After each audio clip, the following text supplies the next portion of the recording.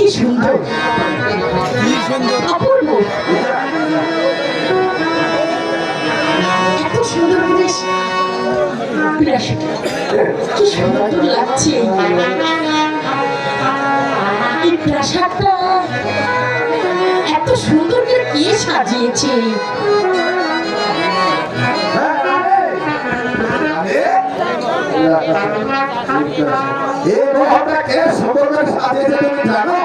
কে সাজিয়েছে মহারাজ? রানী রাজলক্ষ্মী। সে আবার কে? আমার স্ত্রী। সে এখন কোথায়? এই পৃথিবীর মায়া ছেড়ে বড় মায়া চলে গেছে। যা হবার তা হয়ে গেছে। কিন্তু মহারাজ, প্রাসাদে ঢোকার সময় আমি শুনেছি আপনার নাকি দুটি ছেলে সন্তান আছে। হ্যাঁ রানী, তুমি ঠিকই শুনেছো। তবে এখন তারা কোথায়? আমার দুটি সন্তান আপন আর দুজন একজন মাস্টারের বাড়িতে লেখাপড়া করছে। মহারাজ, আমি তখন তাদের মা হয়ে এসেছি, তাহলে ওরা দূরে থাকবে কেন? আপনি আপনি ওদের দুজনকে আমার কাছে নিয়ে আসার ব্যবস্থা করুন মহারাজ। আমি তাদেরকে দেখবো মহারাজ। রানী, তুমি তাহলে কি পারবে মা ছাড়া দুটির আপন দুজনকে মায়ের ছেলে হতে ভালোবাসা দিয়ে মানুষের মতো মানুষ করে তুলতে? কেন পারবো না মহারাজ? আমিও তো একজন মায়ের জাত। রানী,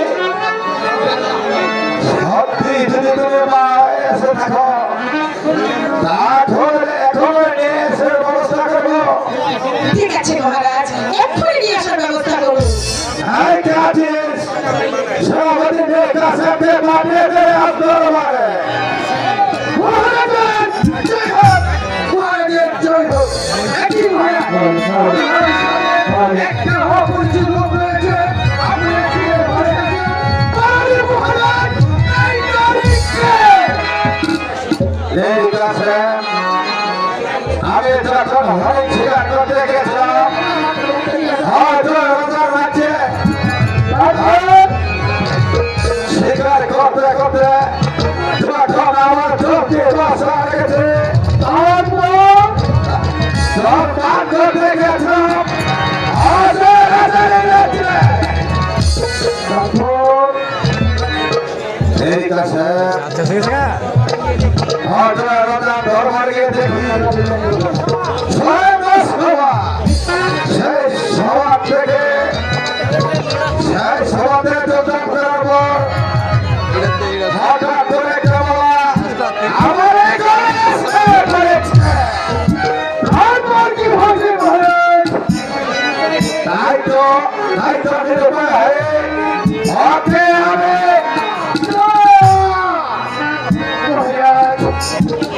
এই আপনি কি করলেন? মহারাজের মহারানীর প্রতিজ্ঞা ভঙ্গ করে আমার অমূল্য পুত্র ধার গ্রহণ করেছে। কাজটি ভালো করেনি মহারাজ, কাজটি ভালো করেছে। মহারাজ, এই লোকটি কে?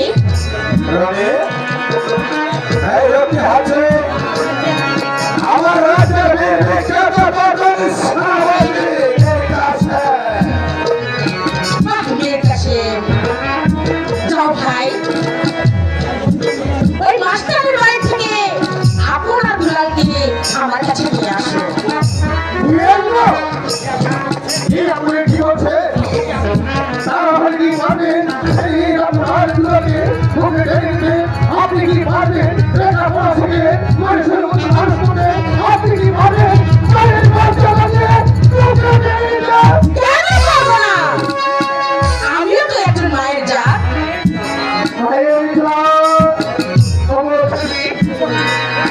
সত্যি যদি আপনি মায়ের জাত হয়ে থাকেন তাহলে এই মুসলিম জীবন আমি আপনাকে প্রতিজ্ঞা করছি যতদিন পর্যন্ত বেঁচে থাকবো ততদিন পর্যন্ত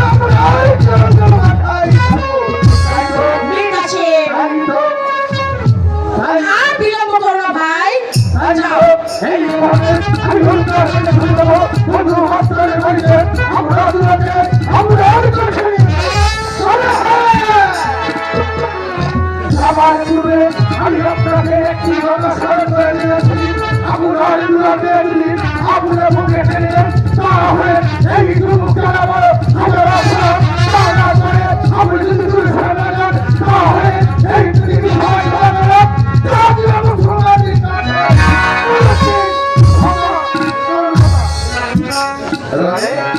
মহারাজ, এই জন্য তুমি মন খারাপ করো না না মহারাজ, আমি কিচ্ছুই মনে করিনি। তাহলে চলো আমরা এখন বিশ্রামের ঘরে যাব ঠিক আছে মহারাজ, তাই চলুন। ভাগ্য ছেড়ে একটু বাচ্চা হারাই গিয়েছে তাহির নামে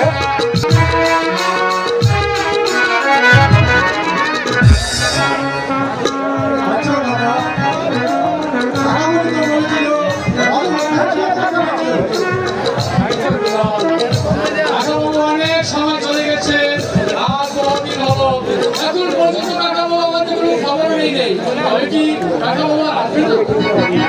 হ্যাঁ দাদা তাই তো ভাবছি তাহলে কি কাকার বিরোধ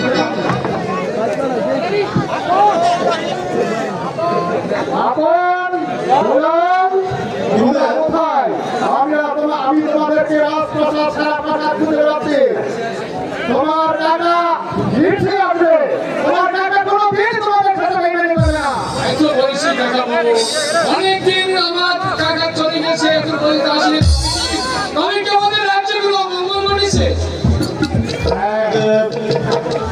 তাহলে কি সত্যি কাকামণি আসবে না আসবে আসবে রাম আসবে কথা যখন দিয়েছে সে অবশ্যই আসবে হয়তো কোনো রাত কাজে কোনো ব্যস্ততার মধ্যে জন্য আসতে দেরি হয়েছে আসবে আসবে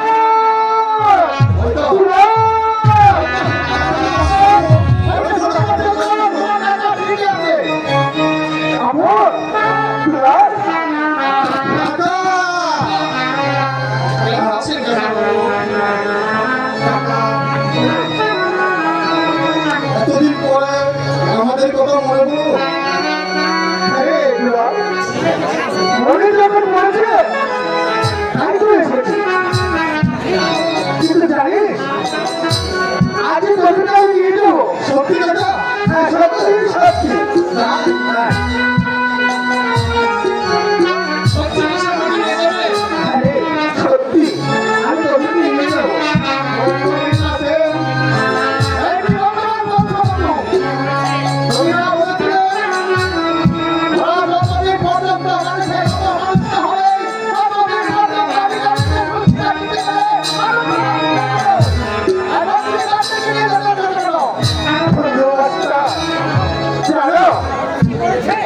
কি করেছে মহারাজ মহারানীর প্রতিজ্ঞা ভঙ্গ করে আমার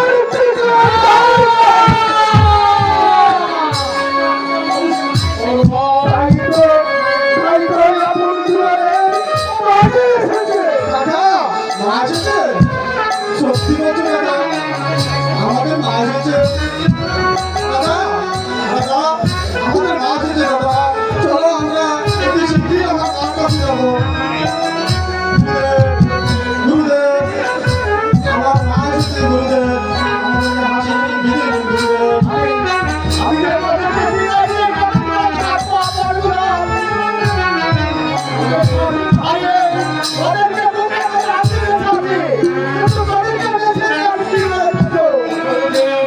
আপনি আমাদেরকে হাসি মুখে বিদায় দিন আমরা দুবাই যাবো আর যাবো ঠিক দুদিন পর আবার ফিরে আসবো আপন কাকা ওদের তবে